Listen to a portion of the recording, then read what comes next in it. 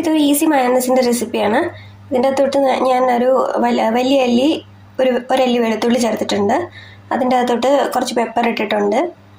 പിന്നെ ഒരു 1/2 teaspoon sugar add ചെയ്തിട്ടുണ്ട്. ഒരു 1/4 ടീസ്പൂൺ ഉപ്പ് ആഡ് ചെയ്തിട്ടുണ്ട്. ഒരു ടീസ്പൂൺ വിനീഗർ ആഡ് ചെയ്തിട്ടുണ്ട്. കുറച്ച് പാൽ ഒഴിച്ചു കൊടുത്തിട്ട് നമ്മൾ മിക്സിയുടെ ചെറിയ ജാറിൽ നന്നായിട്ട് ബ്ലെൻഡ് ചെയ്തെടുക്കണം. പാല് തണുത്തതായിരിക്കാൻ ശ്രദ്ധിക്കുക. പിന്നെ ഇതിൻ്റെ അകത്തോട്ട് ഇനി നമ്മൾ ഓയിൽ ഒഴിച്ചു കൊടുത്തിട്ട് മിക്സിയിൽ അടിച്ചെടുക്കാം. അപ്പോൾ നമ്മളുടെ creamy and easy mayonnaise ready ആയിട്ടുണ്ട്. കണ്ടോ, നല്ല കട്ടിയിൽ കിട്ടിയിട്ടുണ്ട്.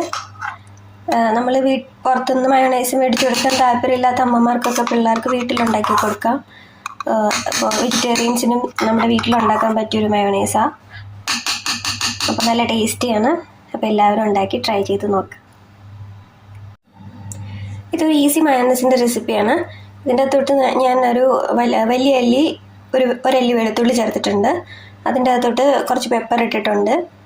പിന്നെ ഒരു 1/2 ടീസ്പൂൺ ഷുഗർ ആഡ് ചെയ്തിട്ടുണ്ട്. ഒരു 1/4 ടീസ്പൂൺ ഉപ്പ് ആഡ് ചെയ്തിട്ടുണ്ട്. ഒരു ടീസ്പൂൺ വിനീഗർ ആഡ് ചെയ്തിട്ടുണ്ട്. കുറച്ച് പാൽ ഒഴിച്ചു കൊടുത്തിട്ട് നമ്മൾ മിക്സിയുടെ ചെറിയ ജാറിൽ നന്നായിട്ട് ബ്ലെൻഡ് ചെയ്തെടുക്കണം. പാല് തണുത്തതായിരിക്കാൻ ശ്രദ്ധിക്കുക. പിന്നെ ഇതിൻ്റെ അകത്തോട്ട് ഇനി നമ്മൾ ഓയിൽ ഒഴിച്ചു കൊടുത്തിട്ട് മിക്സിയിൽ അടിച്ചെടുക്കാം. അപ്പോൾ നമ്മളുടെ creamy and easy mayonnaise ready ആയിട്ടുണ്ട്. കണ്ടോ, നല്ല കട്ടിയിൽ കിട്ടിയിട്ടുണ്ട്.